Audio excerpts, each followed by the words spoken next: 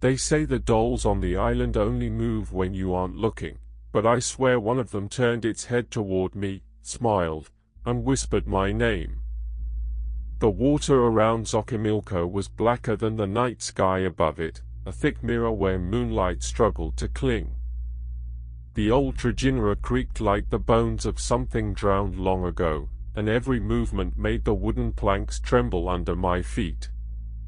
"Señorita, you sure you want to go there at night?" the boatman asked. He wouldn't look me in the eye. Instead, he stared at the channel ahead, hands tightening around the long wooden pole he used to guide the boat. "I'm sure," I said. "I need to film on location." "You think it is for the YouTube, for the TikToks, for the internet people?" He shook his head. "But the island is not a joke." He spat into the water, murmuring a prayer under his breath. "The dolls will hear you coming." I swallowed hard. I had flown to Mexico City a week earlier, chasing a story, the most haunted island in the world, the famed Isla de las Muñecas. Every paranormal channel talked about it, every documentary whispered about it, but something inside me said their stories weren't complete. I wanted the truth. I wanted an exclusive piece. But more importantly, I wanted proof. Because the last time I had visited Xochimilco, 5 years ago, I saw something. Something impossible. Something I had spent half a decade convincing myself had been a trick of the shadows. Tonight, I would prove I wasn't crazy. The boatman sighed and crossed himself. "You will meet the dolls before you meet the island. They like to watch travelers arrive." I almost laughed, until I realized he wasn't joking. And then I heard it. A faint tapping sound, like tiny fingernails clicking against wood. Tap. Tap. Tap. The boatman stiffened. "They're awake already," he whispered. And the trajinera drifted into the darkness. As the water grew narrower, branches reached over us like skeletal arms, knotted and overgrown. The moonlight vanished beneath their tangled fingers. My flashlight beam seemed swallowed by the shadows. I steadied my camera. "Tell me again about the caretaker." The boatman shuddered. "Don Julián Santana Barrera." I nodded. "The man who spent 50 years hanging dolls to appease the spirit of a drowned girl." "No," the boatman's voice dropped, low and trembling. "That is only the story people like to tell. The truth is different." I leaned forward. "Different how?" He exhaled slowly. "Don Julián didn't hang dolls to appease her. He hung them because she asked for them." A chill crawled up my back. "She?" I repeated. "The girl who drowned," he whispered. "Her spirit spoke to him. At night. In dreams. In whispers coming from the water. And she demanded company." A hollow thump hit the side of the boat. The boatman didn't look down. He kept poling forward, eyes fixed straight ahead. "What was that?"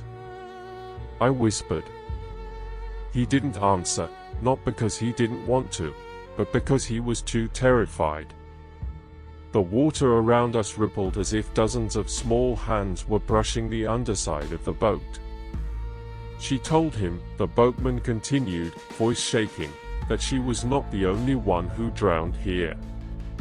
Many before her. Many after her.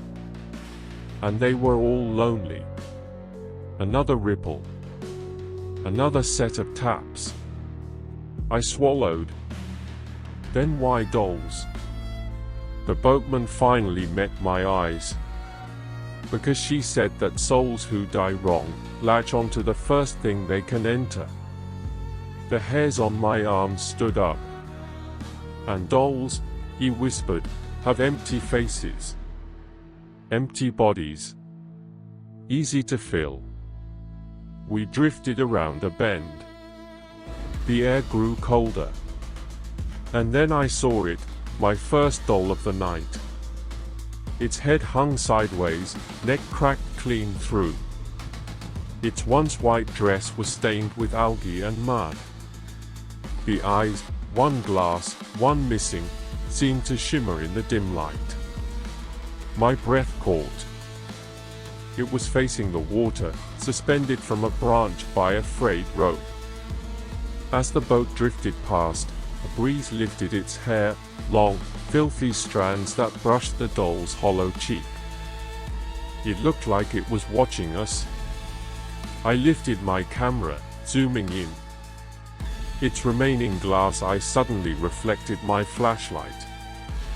Except the flashlight wasn't pointed at its face. The boatman hissed, "No more lights. They don't like it." I lowered the flashlight but kept filming. Except the doll's eye didn't stop reflecting. It gleamed like something alive. The boatman murmured another prayer as more dolls appeared, dozens of them hanging from trees, nailed to trunks, tied to reeds, bobbing in the water like bloated corpses. Some were headless. Some were armless. Some had their mouths carved wide open as if screaming. Tap. Tap. Tap.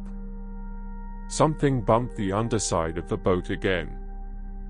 This time, the boatman looked down, just for a second. His face paled. "We are being followed." "By what?" He didn't answer. The boat slowed as the channel widened into a small clearing. And there, rising through the fog, was the island. The cursed island. The island that whispered. Isla de las Muñecas.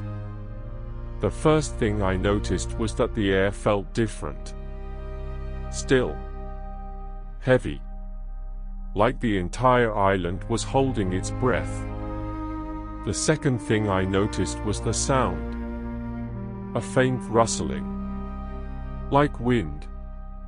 Except there was no wind. The trees were still. The water was motionless. But the sound continued. A whispering chorus. Hundreds of tiny voices breathing in unison. I stepped off the trajinera, my boots sinking into the spongy earth. The boatman refused to disembark. "I will wait here," he said quickly. 1 hour. No longer. My nerves twisted, but I nodded. I turned on my camera. "Night 1, Isla de las Muñecas," I whispered. "I'm alone." Something shifted in the tree above me.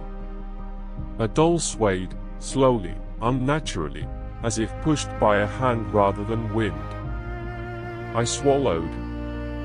Then I moved forward. The island felt like a graveyard. The ground was soft and uneven, littered with roots and drowned leaves. Everywhere I turned, dolls stared at me. Some with eyes intact, some with nothing but hollow pits. As I walked deeper into the trees, I felt something I couldn't name. A presence. Like someone was inches behind me, breathing against my neck. I spun around. Nothing. But the dolls. Their heads seemed to have shifted. I shook it off. I had a job to do. At the center of the island stood the small shack where Don Julián had lived. Its roof sagged. The wooden walls were covered in moss. And everywhere, absolutely everywhere, dolls hung from nails, from rafters, from string tied to old rusted tools. Some looked decades old. Some looked disturbingly new. I approached the doorway. My camera caught something inside. A flicker of movement. I stepped in. The shack smelled like mildew and wet earth. My flashlight beam quivered over the walls. Eyes. Hundreds of doll eyes. Reflecting back at me. Some dolls hung upside down, hair brushing the dirt floor. Others sat in rows on shelves, limbs missing, heads cracked. Something inside the room clicked. Like a plastic eyelid snapping shut. My heart stuttered. I lifted my camera slowly. A doll with curly hair, its face smeared with dirt, was positioned on a small stool in the center of the shack. Its head tilted downward as if ashamed. But as I stepped closer, its head lifted. Just a fraction of an inch. I froze. Another doll, hanging from the rafters, twisted slowly, rope creaking. Another blinked. Blinked. My breath hitched. This isn't possible, I whispered. Then something moved behind me. I turned. A shadow ducked into the corner. I raised my flashlight. Hello? My voice cracked. Is someone here? Silence. I took a cautious step toward the corner. My boot touched something soft. I looked down. A child's shoe. Small. Mud-covered. Half buried in the dirt. My pulse hammered. I reached for it. A loud snap filled the room. One of the doll's heads spun a full 90 degrees. Then another. Then another. Click. Click. Click. The sound of dozens of plastic neck joints twisting filled the shack. All the dolls turned toward me. Every single one. I stumbled back, heart racing. No, no, no, no. The whispering erupted. Not from outside. Not from the trees. From the dolls. Voices. Layered. Childlike. Restless. Stay. Play. Don't leave. Join us. I dropped the shoe and bolted out of the shack. The night air slapped me in the face as I stumbled outside. The whispering didn't stop. If anything, it grew louder. The dolls swayed though the air was still. Their eyes gleamed with unnatural light. I ran towards the dock. I'm done, get me off this island, I shouted. But when I reached the shoreline, the boat was gone. Only dark water stared back. I whipped around. Hello? Where are you? No answer. Just the dolls. Tap. Tap. Tap. Something splashed behind me. I swung my flashlight over the water. At first, I saw nothing. Then, ripples. Small. Circular. Growing wider. Something was rising from beneath the surface. A head. A small head. With long, black, tangled hair. A girl. Her face broke the surface, pale, bloated, eyes half open. Her dress billowed around her like drowned petals. I couldn't breathe. Her lips moved. Not opening fully. Just trembling. whispering. The same whispering the dolls had. She raised one hand. Water streamed from her fingers. Not reaching for me, pointing behind me. I turned slowly. Into the trees. Into the dark. Where dozens of dolls had gathered around something. A figure. Someone standing between them. Someone watching me. The drowned girl pointed harder. Her whispering grew harsher. I stumbled back, breath ragged. "What do you want?" I screamed. The drowned girl's head jerked, cracking like wet wood. She opened her eyes fully. They were empty sockets filled with darkness. And from that darkness, a voice that wasn't hers spoke. "She wants her doll back." My stomach dropped. I remembered the shoe in the shack. There must have been a doll with it. Buried. Taken. Hidden. Whatever happened here? Don Julián must have known. I backed away from the water. The girl sank beneath the surface without another word. The water sealed itself as if she had never been there. But the whispering continued. Behind me, the figure in the trees stepped forward. At first, he looked like a shadow wearing clothes. But when he stepped fully into the moonlight, I saw the truth. The face was sunken. The skin pale, shriveled. The eyes milky white. His clothes, old, torn, soaked in mud, hung loosely over brittle bones. But I recognized him. I had seen his picture online 100 times. "Don Julián," I whispered. He tilted his head. The dolls around him twisted to face me. Then he raised a shaking arm and pointed to the shack. "You took what was hers," he rasped in a voice that sounded like rotting leaves.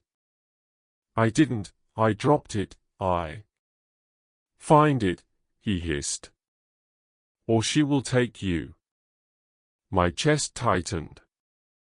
"What do you mean?" He stepped closer.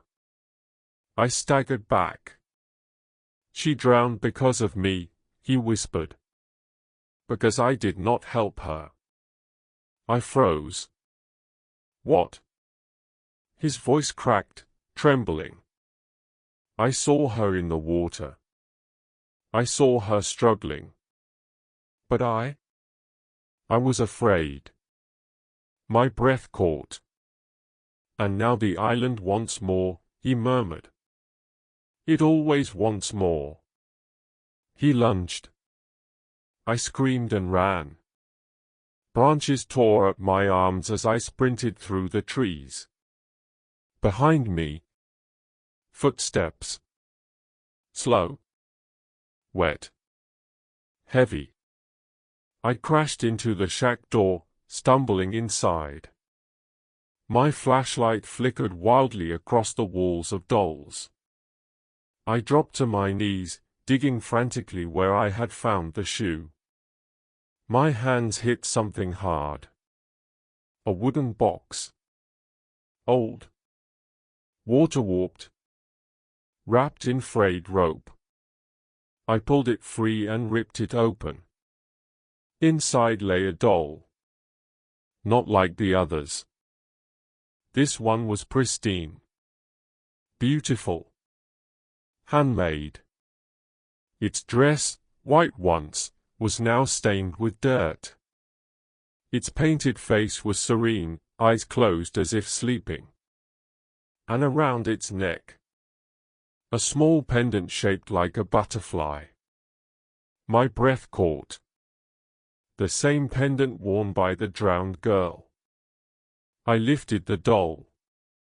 Its eyes snapped open. They were human. I screamed and dropped it. The doll landed upright. Its mouth opened. And a child's voice, fresh, alive, whispered, "You found me." Before I could move, the ground shook. The island groaned. Like something deep beneath the soil was waking. The dolls on the walls jerked forward, arms raising as if pulled by invisible strings. Their eyes glowed. The shack door slammed shut. The girl's voice came from everywhere at once. "Now come to me." The earth cracked beneath my feet. Water surged up through the floorboards, filling the shack like a rising tide. I scrambled backward, slipping, choking as icy water closed around my legs. The dolls toppled from shelves, floating toward me like corpses. They clung to my arms, my clothes, my hair, dragging me down. "No, no, let go." A hand burst from beneath the water, grabbing my ankle. Not a doll's hand. A child's. The drowned girl pulled herself upward, water streaming from her mouth and eyes. "You kept me waiting," she whispered. She dragged me under. The world vanished into darkness and freezing silence. I kicked wildly, lungs burning, but her grip was impossibly strong. Her face pressed inches from mine. "You took my doll," she whispered. "So you must stay." My vision darkened. My chest convulsed. Water flooded my lungs. And then something bright pierced the darkness. A light. A lantern. The boatman. The shack door burst open, and water poured out like a living creature, dragging the girl back with it. I collapsed onto the dirt, vomiting water, gasping, shaking violently. The boatman dropped his lantern and pulled me upright. "We leave now." I didn't argue. We sprinted toward the shore. The dolls screamed. Not whispered. Screamed. Their voices rose to a deafening pitch. A chorus of agony and rage. The trees shook though no wind blew. The ground split open in places, water spilling out in dark geysers. The drowned girl crawled from the mud behind us, her limbs jerking unnaturally as she dragged herself forward. The boatman shoved me onto the trajinera and pushed off with desperate strength. The island shrank behind us. But the whispering didn't. Tap. Tap. Tap. I looked down. A doll floated beside the boat. Then another. Then dozens. Their eyes followed the boat as we drifted away. The boatman muttered prayers, pushing the trajinera faster and faster. Only when the lights of the mainland came into view did the whispers finally fade. By the time we docked, dawn was breaking. I stumbled onto solid ground, shivering uncontrollably. "You survived," the boatman whispered. "Most do not." I forced a weak smile. I'm done," I rasped.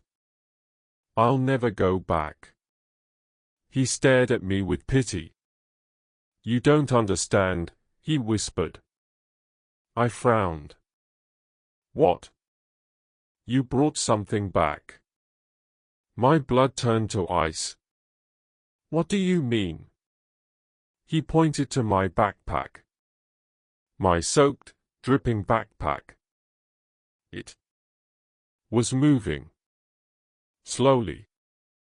Rhythmically. As if something inside were breathing. I unzipped it with trembling fingers. Inside lay the pristine doll. The one with the butterfly pendant. Its eyes were open and smiling. It whispered, "Now you can never leave." The end.